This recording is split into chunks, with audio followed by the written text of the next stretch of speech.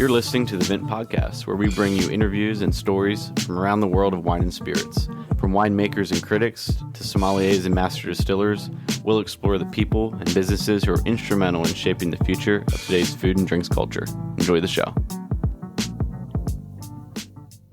Hey everyone, welcome back to another episode of the Vint podcast, presented by our good friends at Coravin. Coravin is the world leader in at-home wine preservation, allowing you to pour a glass of your favorite wine without ever having to pop the cork. As always, I'm joined by Billy Galanko here in the studio. Billy, how was your weekend? It was great. There's a lot of wine involved this weekend, actually, for me. Nice. Yeah, I used my Coravin on a bottle of Santorini Acertico from Santo, and we had some Greek food, like Greek street food, so gyros and fries and Greek salad and things like that. It was good. Nice. Yeah, I had a number of like mini tastings. Let's see, where do we begin? First I went to, actually, I'll say in order. We'll do first. I had a Sauvignon La Roche Amoine from Domaine Amoine or Amoine. I don't know how to pronounce it, but it was the first Sauvignon I had in a while. Again, Sauvignon is made from Chenin Blanc. It's from the Loire Valley. It's from the western side of the Loire Valley, kind of like near Anjou a little bit. It's a really cool sub-appellation known for some of the best Chenin Blancs in the world. So it was my first one in a while, and it was my first one from Domaine. I can never pronounce their name properly. Domaine Almoine. And it was a little less oxidized than I'd typically seen in Sauvignon, but it was really cool to get back on the boat. I think this one was around like $60. I highly recommend it. Like, this one tasted very, very much like a white Burgundy, like very textured. They do really slow, cool ferments in Sauvignon, so it gets a lot of really unique flavors and a lot of concentration. So I was really pleased with the wine. I actually Coravin that one, so I will have it this weekend. And then I also went to a local wine tasting, a shop, a well-known shop here opened up and had kind of a walkabout tasting, which was cool. So I got to taste a bunch of different wines from some producers like Favely. I had some domestically, like some Dumal, which I hadn't really tasted a lot of from before. So it was cool. I got a bunch of wines from around the world, and I went with a buddy who hadn't really tasted a lot of the wines from these different regions. I got to introduce him to like New Zealand Pinot Noir, and he got to compare that to Burgundy, to Sonoma. So that was neat. And then we actually went back to his house, and he had just gotten married and gone to Portugal.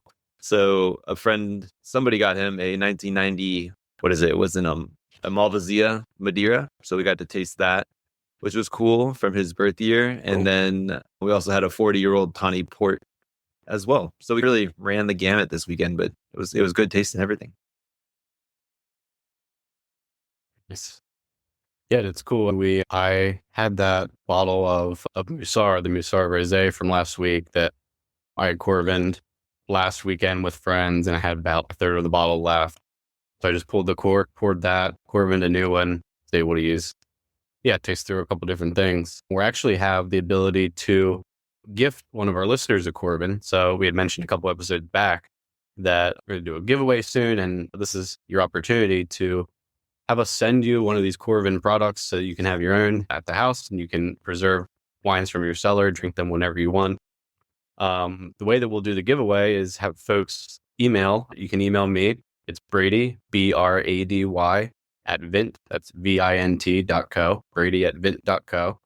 Email us with a description of some of your favorite producers, favorite wines, and give us some recommendations on who you'd like to have on the podcast, who you'd like to see on an episode, either a producer, a critic, someone connected to the wine industry.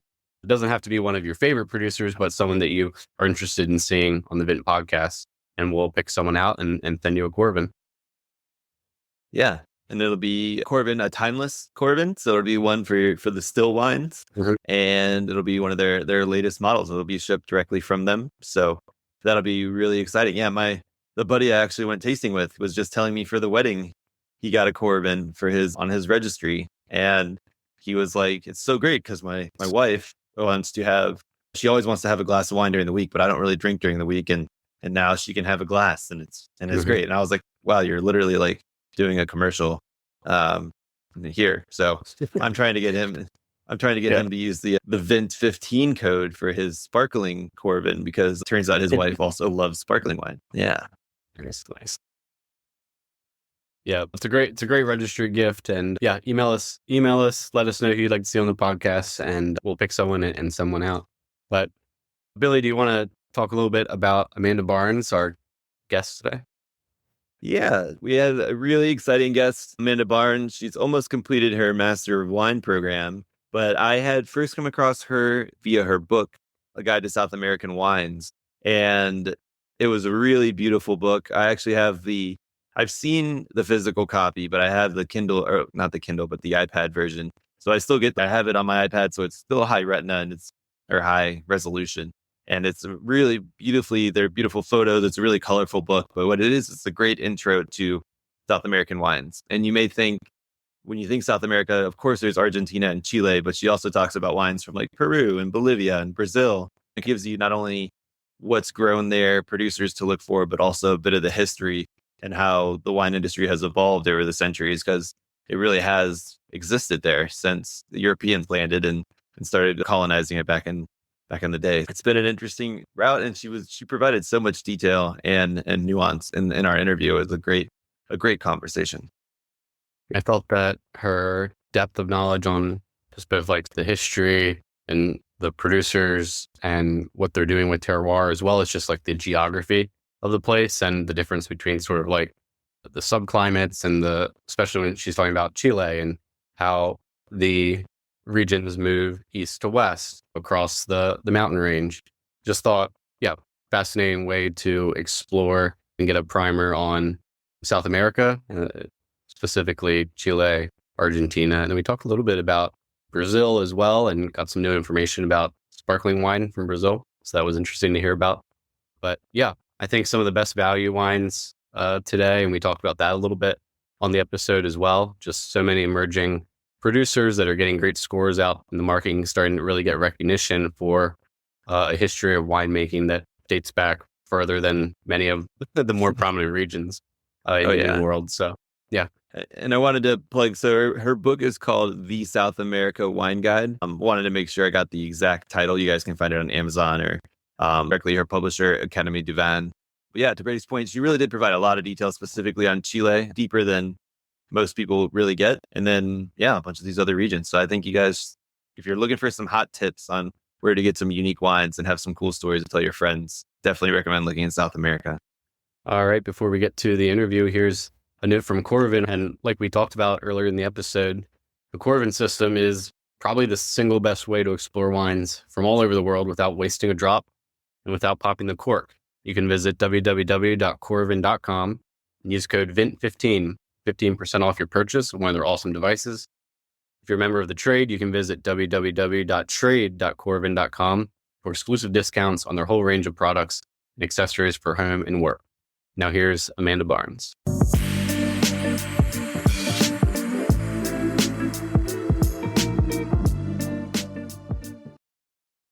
All right, we are here with Amanda Barnes, excited to dive into South American wines. Thanks so much for joining today, Amanda. Thank you very much for having me. I'm looking forward to it too. Yeah, I'm really excited. This is our first time really diving deeper into the world of South American wines. And I think our listeners will really enjoy getting a deep dive, not only into touching on things they might know, Argentina and Chile, but other countries as well. But before we dive in, can you tell us a little bit about your background, how you got into wine, and then more specifically, South American wines?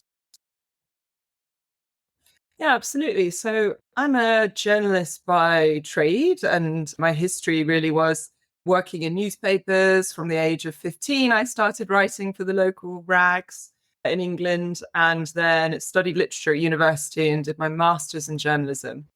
And then I decided in 2009, I quit the newspaper that I was editing and decided to come to South America to really learn about wine in a wine producing country. England wasn't making much wine now. It's ironic because the place where I grew up, now there's actually quite a lot of vineyards, but that's only been in the last 10 years. So when I left, it certainly wasn't much of a wine producing country. And came here to Mendoza, which is where I've been living since then, and really started learning about wine here, in Argentina, in the vineyards and with the winemakers in the wineries. And then by about 2011, I started spending time in Chile as well. And then eventually have grown my coverage of South American wine to Bolivia, Peru, Brazil, Uruguay, as I'm sure we'll discuss a bit later. But coming from a journalist background and really learning about wine here in the vineyards and then doing my formal education in the UK online mainly through the WSET programs, and then I'm finishing the Master of Wine. So I'm currently writing my thesis, which is the last stage of quite a demanding program, which I'm looking forward to finishing.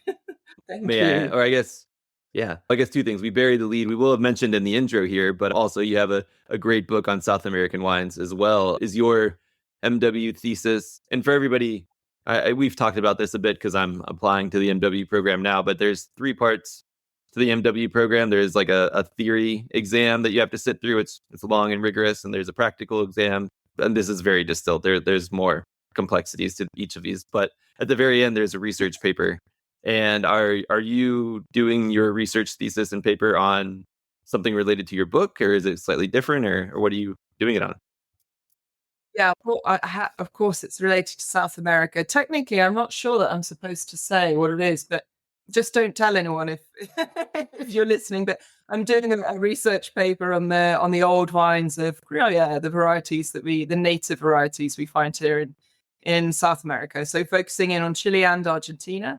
And I probably shouldn't say anything more than that because it's supposed to be anonymous. So yeah. No, I appreciate you sharing that much. Yeah, I completely forgot. It's not even PC for me to ask, probably. All the MWs listen to the Vint podcast. You can... but maybe I'll change it. I don't know. Yeah, I was just talking with someone the other day. I think they asked where you could get the best value wine today in like the premium and luxury market, and immediately I thought South America, Chile and Argentina. Maybe you can just mention when you started focusing on South America to today, like pretty rapid movement, even just in a short period of time in terms of how South American wines are perceived in the market. It seems like year over year, every year, there are higher scores and more international acclaim for these wines. Is that correct? Absolutely. I feel quite fortunate that I moved here in a moment before the crest of the wave for South American wine. So when I arrived in 2009, I think part of the reason that I was able to build a niche quite quickly as a journalist writing here is because there weren't many international journalists that were coming. And certainly if they were coming every 5 or 6 years. So it really has changed a lot in the last 10 years or so. People are paying a lot more interest in the wines of South America, most notably Chile and Argentina. In terms of critics and magazines and publications, it used to be a real struggle for me to try and get space in some of the international publications to write about the wines. And actually, I had to do a lot of kind of proving the production when I was pitching to editors that anything beyond Malbec or Chilean Sauvignon Blanc was worth writing about. And nowadays, there is a lot more kind of market interest. The media is a lot more interested and open to exploring South American wine. And I think that goes hand in hand with this enormous increase in quality as well. It really has been a decade or 2 decades of enormous kind of self-discovery here. So not only in the 90s and early 2000s, it was very much looking abroad and learning lessons from Bordeaux and maybe to some extent New World regions like within Australia and the US as well. But I'd say in the last decade, it's really been focusing in on what we have here in terms of soil, climate, native varieties or Marseille selection, what's going on in the vineyard, and really finding those authentic South American expressions. And the quality, I just think, has shot up enormously in that period because of that great learning curve that the winemakers have gone through. And pricing for the quality and for the quality of producers, the age of the vines, the care in the vineyards, like all those things coming together is still the most revered wines coming from Chile and Argentina are still under $150 a bottle in a lot of cases, right? Yeah. which you can hardly say that about Napa Valley, for instance. No. You could get a lot of great wines for less than $100. Certainly. Fantastic wines, age-worthy wines that you can sell out for 20 years for less than $100. You can also get a lot of fantastic, great wines for less than 50. And there's plenty of brilliant wines for 20. There's a really nice kind of range of prices here. And I think that's what makes it really exciting for a wine lover, or why I think it should be really exciting for a wine lover, is to be able, you can explore all the terroirs of Chile and Argentina, all the varieties with a relatively modest budget. You can't say the same for California, sadly. You need money in your pocket to really be able to explore. Whereas in the case of Chile and Argentina, you can explore quite widely on a relatively small budget. I have a two-part question on, again, people trying to focus in and not only improve the quality, but express this to wine buyers. One is in terms of like DNA research or just identifying what material or vines somebody is working with. Has that been helpful in terms of, one, obviously like Carmenere and Merlot is like a common story, but then two, basically being able to be like, this is actually from a long time ago, the Palomino grape that you're familiar with. We're growing it. It's a different expression. Has it been easier for people to tell their stories about what their wines are, like making those links? This kind of DNA discovery, the genetic discovery in the vineyard, really is quite new in South America. It's only in Chile they started looking into it in the mid-90s because they actually discovered, it was because of Sauvignon Blanc. They discovered that a lot of their Sauvignon Blanc was actually Sauvignas. And so did this overhaul where they really started focusing in on the varieties that they had in the vineyard in order to understand what they were looking at, which is where this discovery of Carmenere came from, the rediscovery of Carmenere, which was believed to be pretty extinct before then. And so there has been a lot of looking into not only making sure that what they're working with is the variety that they think they're working with, but there's also been a big focus on the Marsal selections that we have both in Chile and in Argentina, and really selecting the best adapted for the place.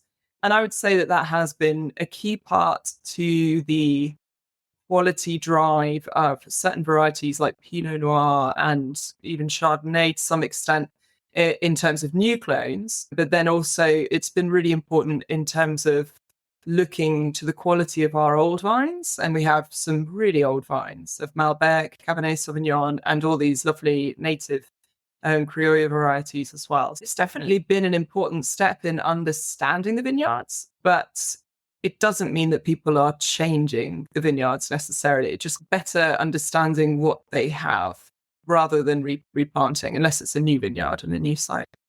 Interesting. How is my other part of the storytelling there? So it doesn't sound like people are basically trying to make the link between known European varieties and trying to tell stories that way. But I'm based in Southern California, so we have some older vine mission in Criollo, whichever way you want to talk about it, vines growing. I feel like I've seen more coming from, labeled as such, coming from South America, and it's been more embraced as a group of varieties. Do you want to just touch on a little bit on that family before we dive into talking about the different regions and what's grown there? So for me, they're really key to the history, the story, and also the future of South American wine. So the first pages of my book actually dive into the family tree of the native Criollo varieties, and one of the first kind of chapters or pages is really discussing this. And it was funny because when I published the book, a rather renowned former editor of a magazine in the UK told me, "You're wasting your time. Why did you even bother writing about these varieties? They don't make wines of quality."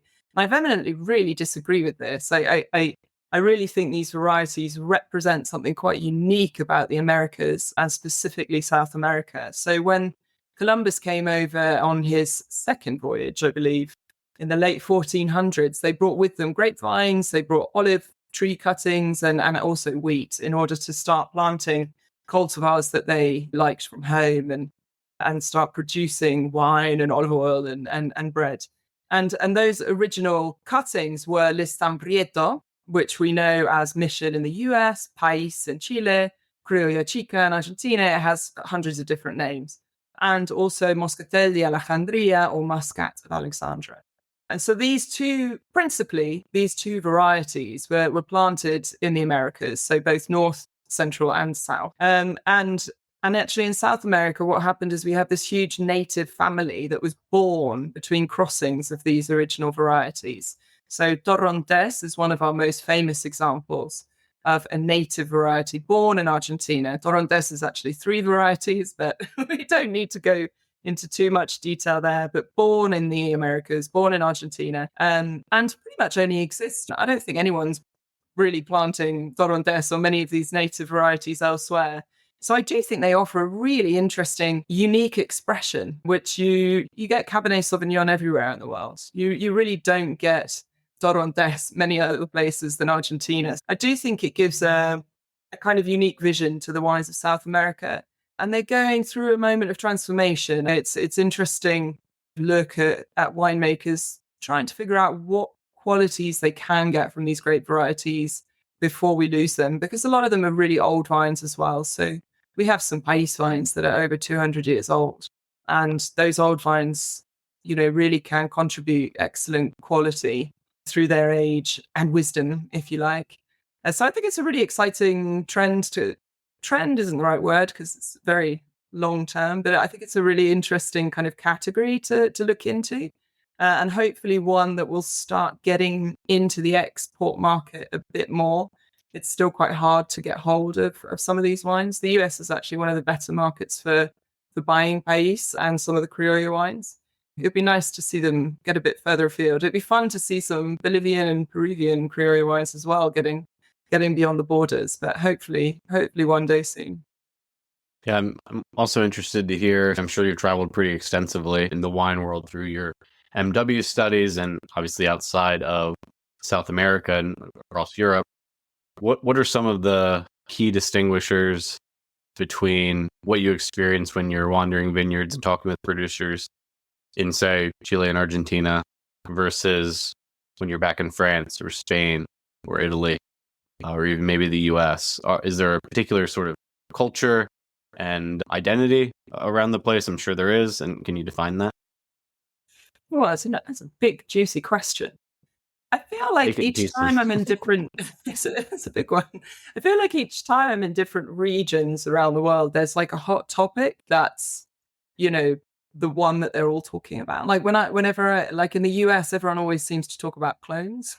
I feel like I can't go to a wine bar without being told what clone this wine has been made from. I feel like everyone has their own kind of hot topic, and definitely in Argentina, one of the key topics is soil. Everyone's really focused and talking about the soil composition in their vineyards. And then in Chile, there's the big topic is always climate.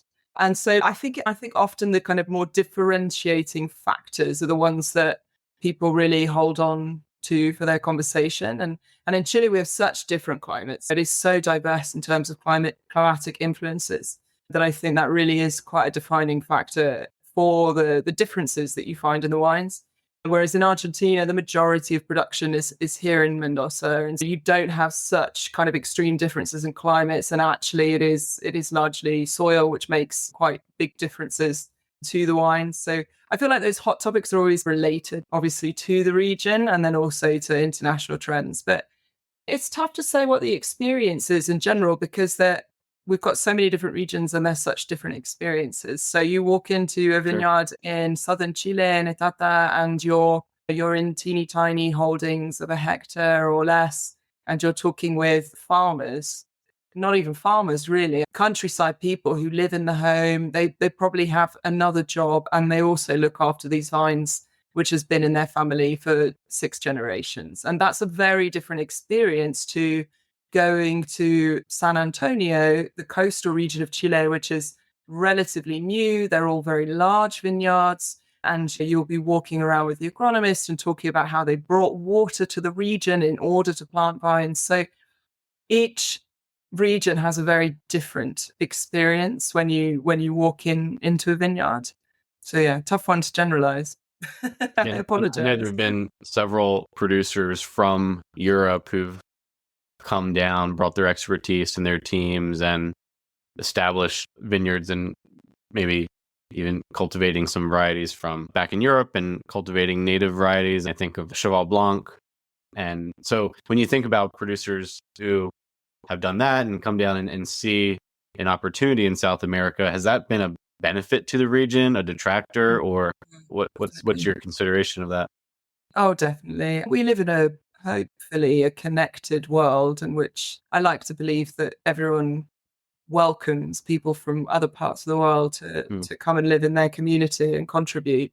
And I think within the wine industry, that's been essential throughout the history of wine. It's traveled the world over millennia. That's the whole existence of the wine region is through kind of immigration and Yeah. movement of people and vines.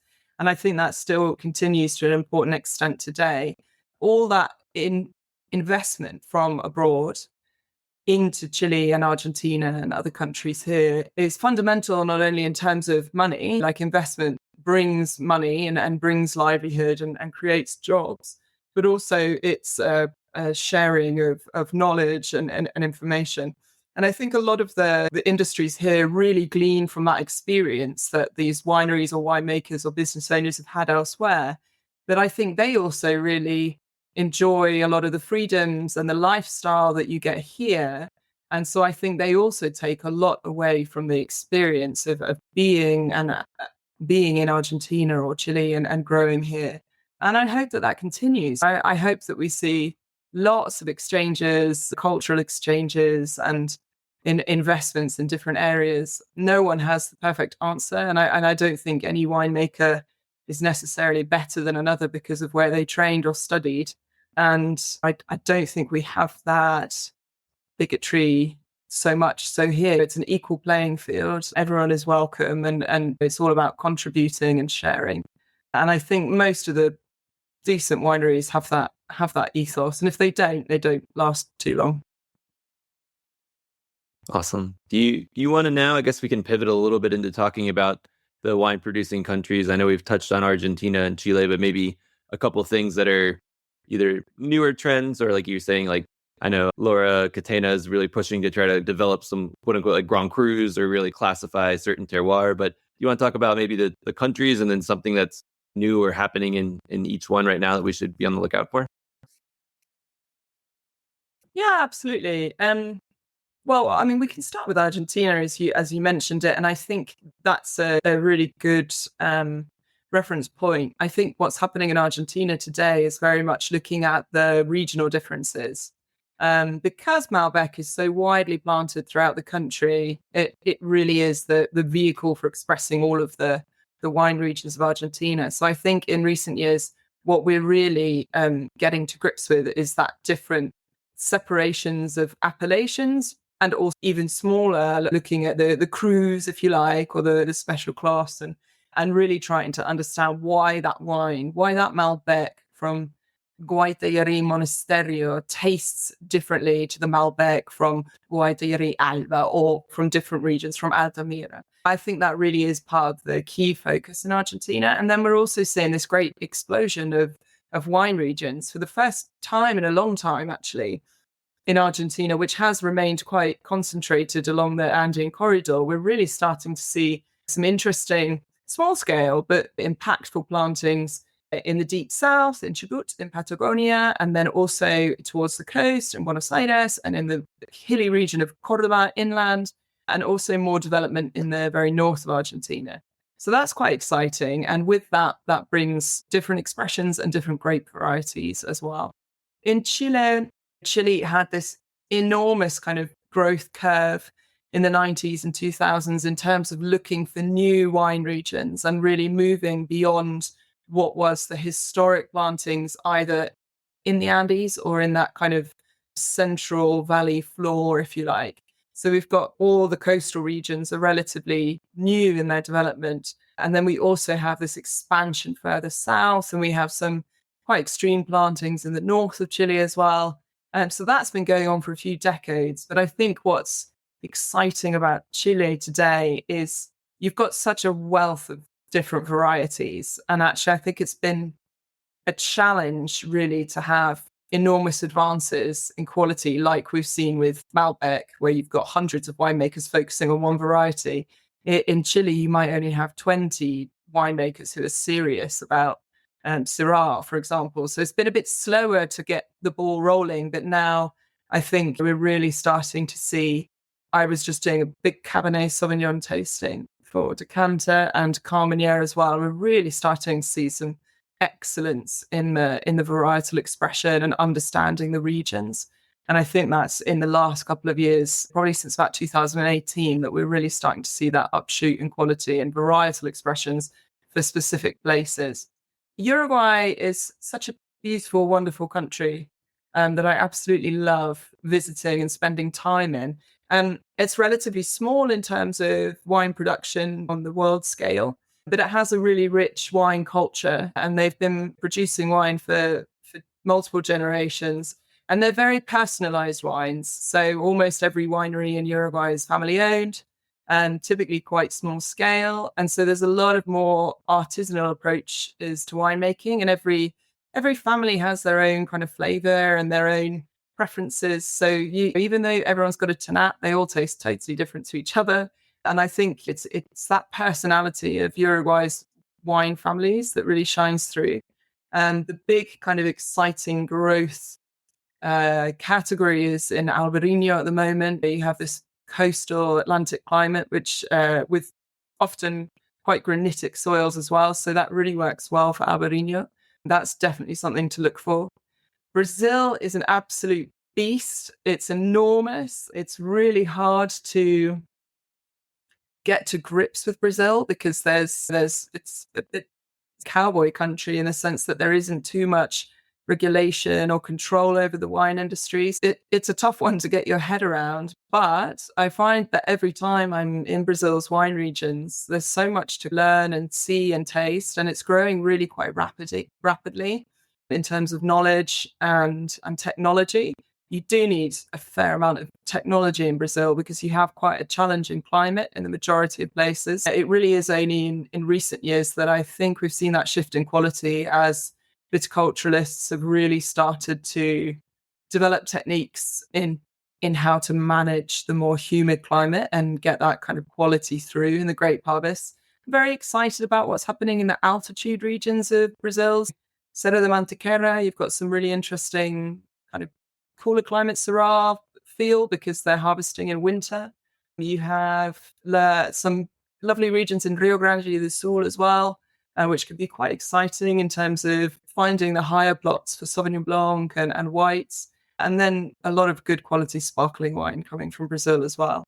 And then we've got Bolivia and Peru, which are key to the history of South American wine as the two kind of first wine countries of the continent. But unfortunately, they have their own kind of struggles in terms of getting the wine exported and reaching a bigger market, which I think slows it down in terms of development.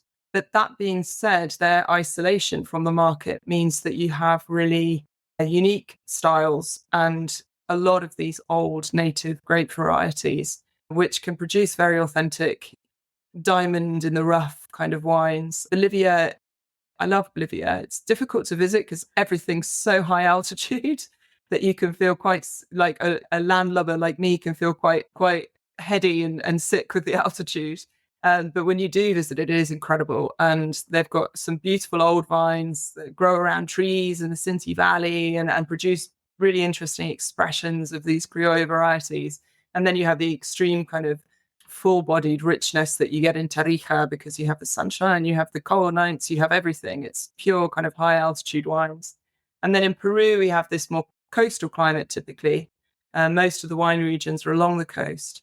And so you get this kind of slightly more softer coastal expression in the wines. Although it's a cool coast, but it's warmer in temperature. It's quite different to the expression of Chile.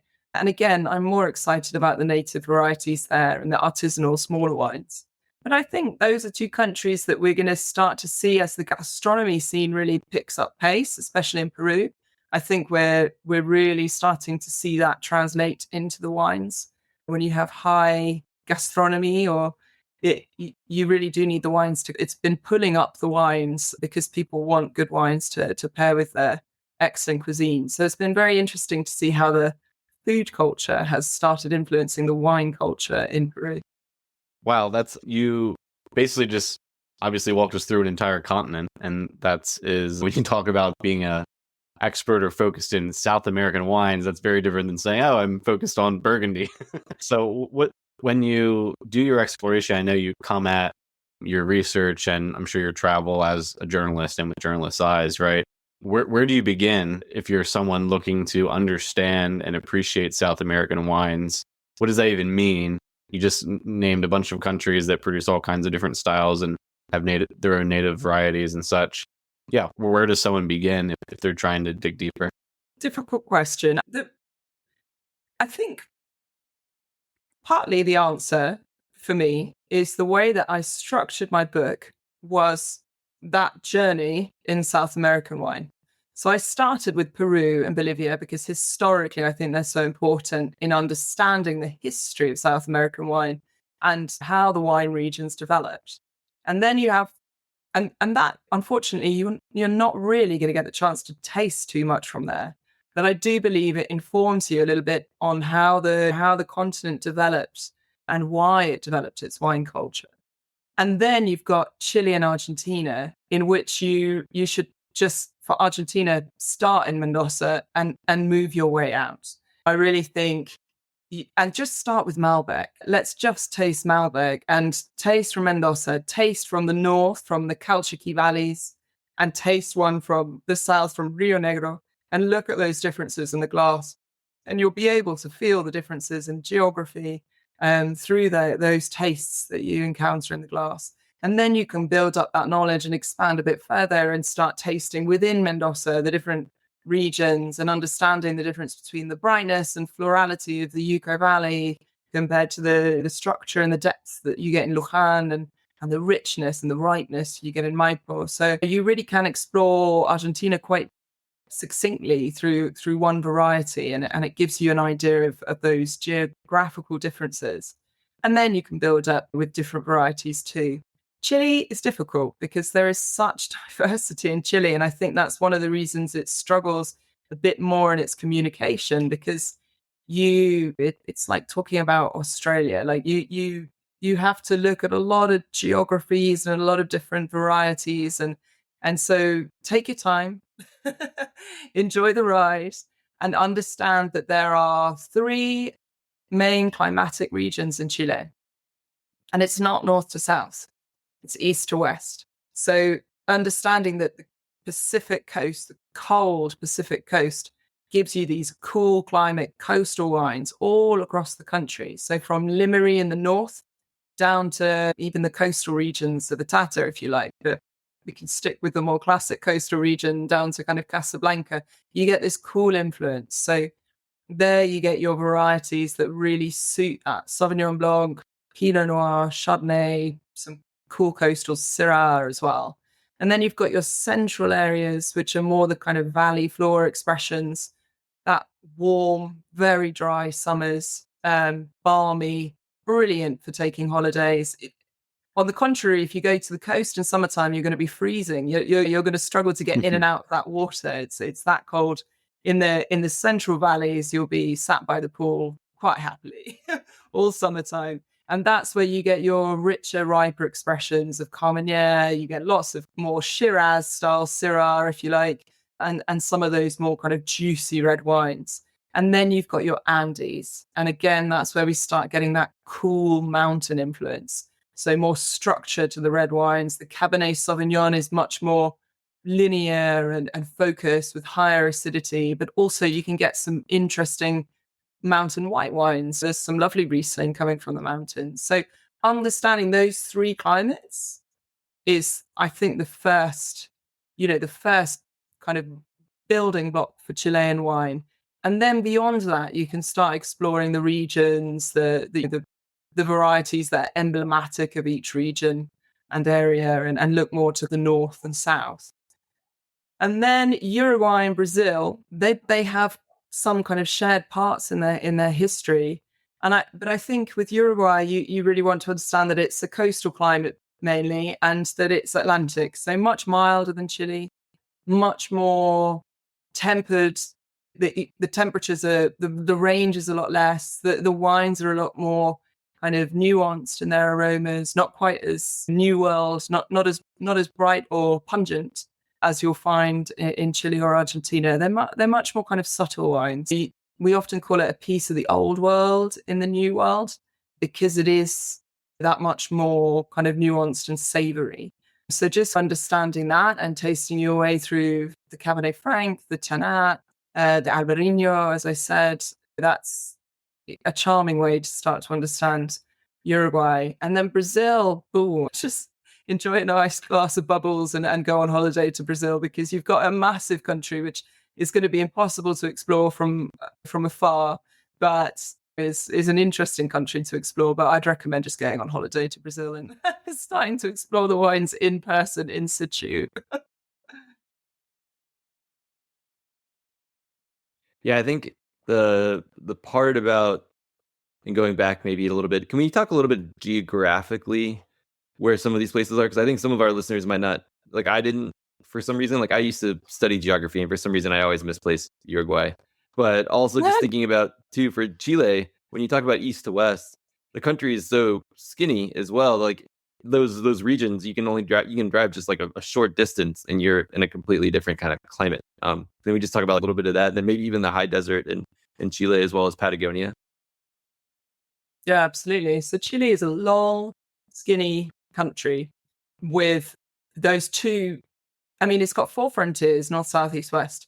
To the north, you have the Atacama Desert, the driest desert in the world. To the west, you have the Pacific Ocean, very cold influence of that Humboldt current that bathes the vineyards and the regions in fog every morning, and then it gets chilly again at night. To the south, you have Patagonia. You dip down to the very bottom of the continent, gets really very cold as well.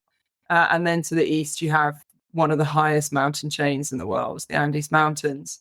That's part of the reason that Chile was never impacted by phylloxera. It's a pretty difficult country to get to. Even today with airplanes, it's a challenge that if you imagine 300 years ago, that's the reason why Chile was less inhabited or had less immigrants, European immigrants, than the rest of the continent.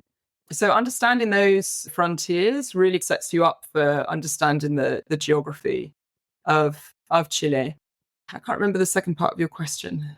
I guess the Chile part was more the extreme. So it is interesting. They're starting to make wine, like you were saying, like bring water in even up into the Atacama Desert. But then in the south, there's Patagonia, which can be wetter and cooler. Well, not necessarily cooler, but at least wetter and cooler. And then I guess that was what I was also wanted to touch on in Chile, just all those extremes being at different parts. Also just how tall the country is. But then the other part was geographically placing for us where the other wine growing regions are in relation to, say, maybe Argentina or someplace that we might know. Okay, perfect. So Chile's vines pretty much stretch from the border of Peru. So right at the north, you have old vines. The wine industry traveled from Peru down to Chile. So all of the north, even though the production is relatively small, you have old vines that have always been in production there. But what's been interesting in the northern regions, we have had some really brilliant development in Limery, which is in the top third of the country, where you get lovely, even though it's further up north, you got this very coastal influence. So you have really bracing, cool, mineral Sauvignon Blanc, Chardonnay, Pinot Noir. Then we have Elqui, which is next to that. And that is a wine region that stretches, it's actually above Limery, it stretches from the coast into the Andes. So you get all 3 of those different types of climates within Elqui. And right up into the Andes, we have one of the highest altitude vineyards in Chile there, Viñedos de Alcohuas, which are real mountain wines. But because you've got so much sunlight, it's more suitable for things like Garnacha, Malbec, more Mediterranean varieties that can handle extreme UV light, but also really cold nights. So those are our main kind of northern Chile wine regions. And then we move down to more the central area, which is slightly north and slightly south of Santiago. So Santiago would literally be directly across the Andes from Mendoza. So sat bang in the middle of the country. And we have the region of Aconcagua, which also runs from Andes to coast. So all three of those climates are within that. And then towards the coast, we have two main coastal regions of Casablanca and San Antonio. And both of those are more focused on those coastal varieties, Sauvignon Blanc, Pinot, Syrah, Chardonnay. San Antonio was newer, developed later, cooler. Casablanca gives you slightly more of those tropical expressions because it's a bit warmer. It was the one that was pioneered in the 90s. And then later they realized, actually, we can get away with this. Let's go even colder and start planting in San Antonio. And then we've got Maipo, which is one of it's the seat of Santiago, if you like. It surrounds Santiago City. And that's where we really saw, I think, intellectually, we saw this big Bordeaux influence since the 1800s because all the elite and the wealthy people of Chile lived in Santiago. They would go to France for trips and they loved the wines of Bordeaux. They would bring back the great varieties and the technicians, the knowledge. And so it really was in Maipo that we saw Cabernet Sauvignon, Carmenère accidentally, but all those Bordeaux varieties planted. And it really, Maipo is one of the prime regions for excellent quality Cabernet Sauvignon. We have some coastal influence coming in, but mainly we're looking at that valley floor and then also the Andes influence. So warmer because we're protected in the center of the country, but then using altitude for lovely fresh acidity and brightness in the wines as well. And then we've got Cachapoal and Colchagua. Cachapoal, next one south, and then Colchagua a bit further. And here we're looking at both Andes and that kind of central valley, entre cordilleras, they say in Chile, expressions.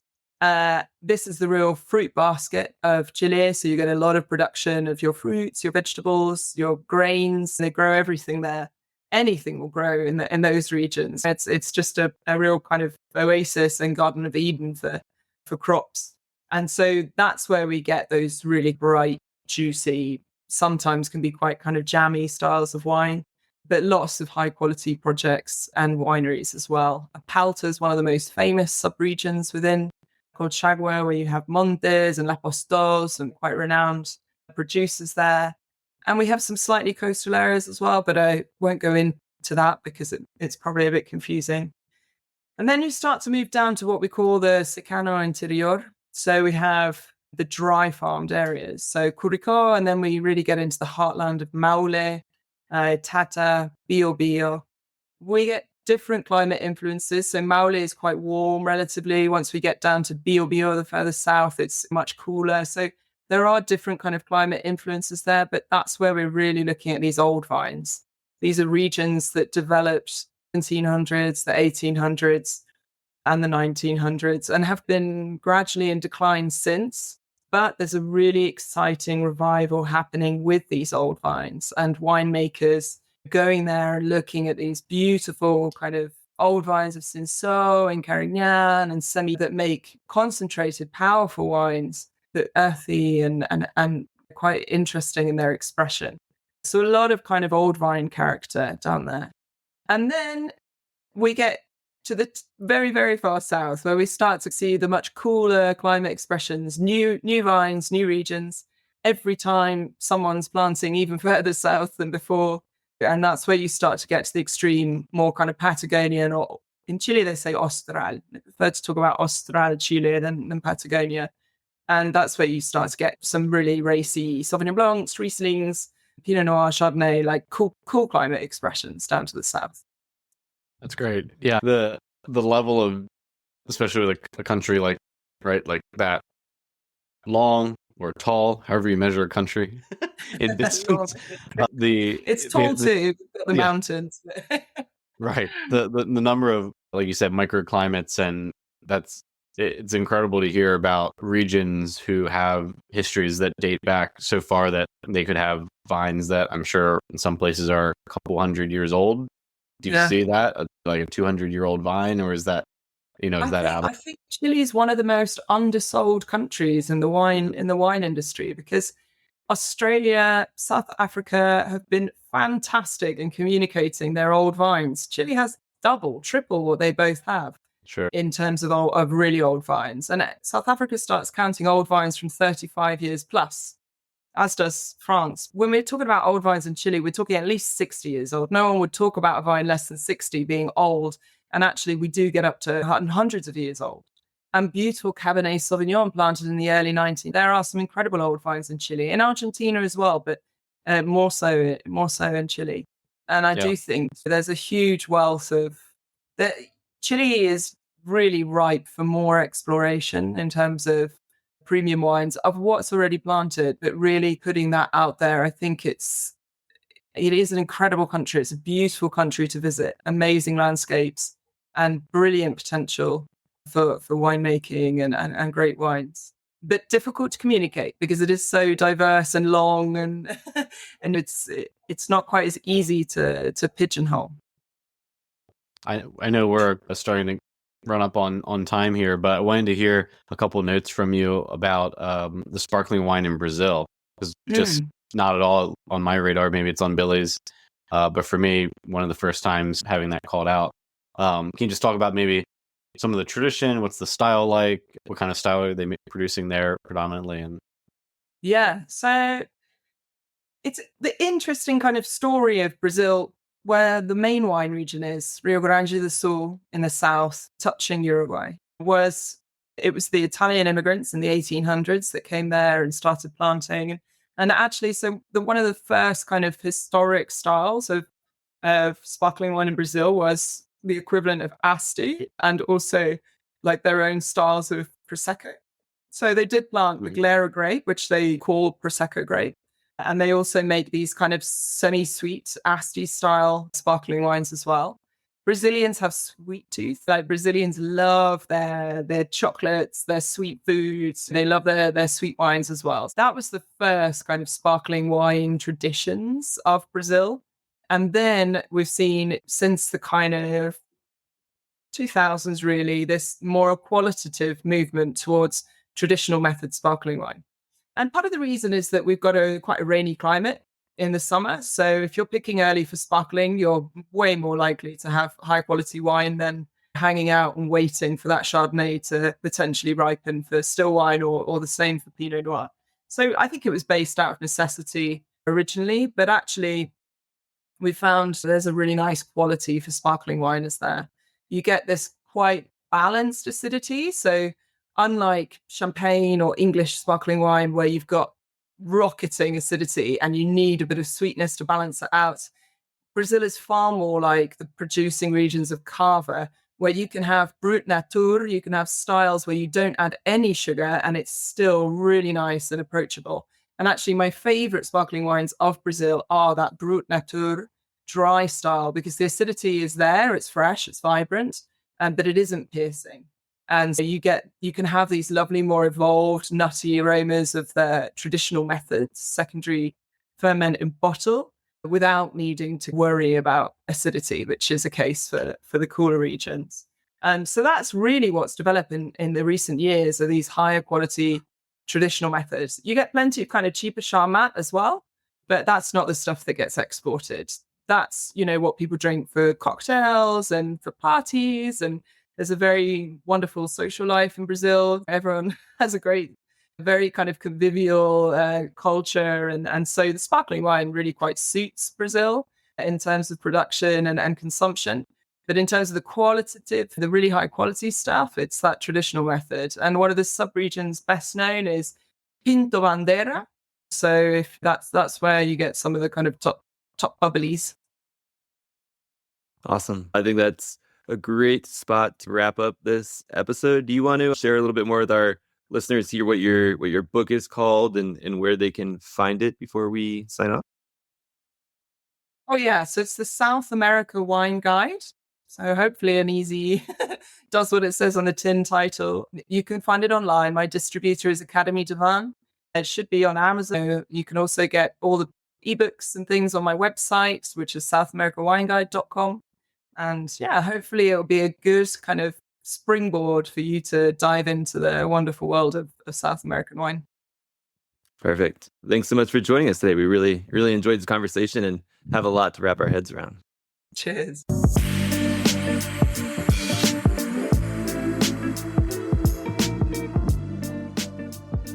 All right. That was our interview with Amanda Barnes, brought to you by Coravin. With Coravin, savor the glass with no pressure to finish the bottle. Coravin lets you savor every sip, knowing the rest will be as fresh as the first.